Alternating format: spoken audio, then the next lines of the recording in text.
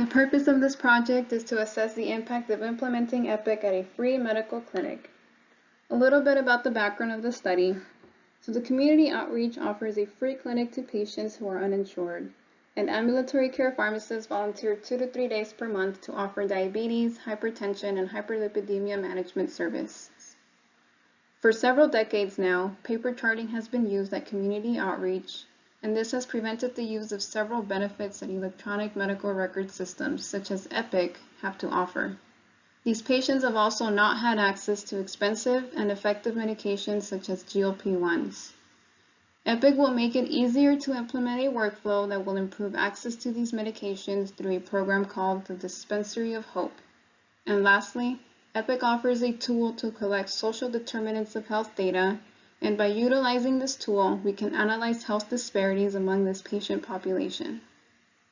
Now, to get the project started, a grant was secured from the Samaritan Health Service Foundation to purchase EPIC and a workstation, and a chronic disease collaborative practice agreement was implemented under the leadership of the medical director, Dr. Gabriel.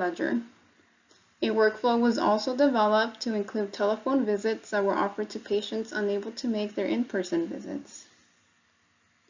Over the course of the study, from September 2021 to March 2022, 16 patients completed an initial visit with a total show rate of 76%.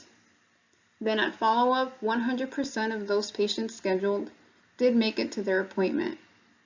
This showed that offering telephone visits helped improve the retention rate at follow-up, with 40% of these visits done telephonically.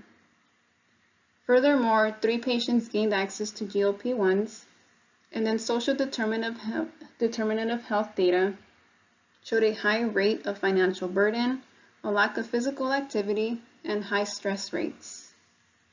Furthermore, with the benefit of having access to outside medical records, 3 patients were found to have health insurance and were seeing outside providers. The pharmacist did discuss the risk of polypharmacy and adverse events with these patients and did encourage them to establish care with one provider. Given the short time frame of the study, it was difficult to assess an effect on diabetes outcomes.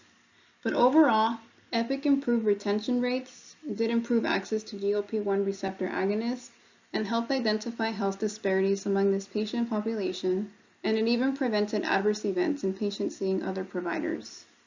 Future implications include expanding the option of telephone visits to more patients and continuing to collect social determinants of health data to implement resources to target patients' needs in the future.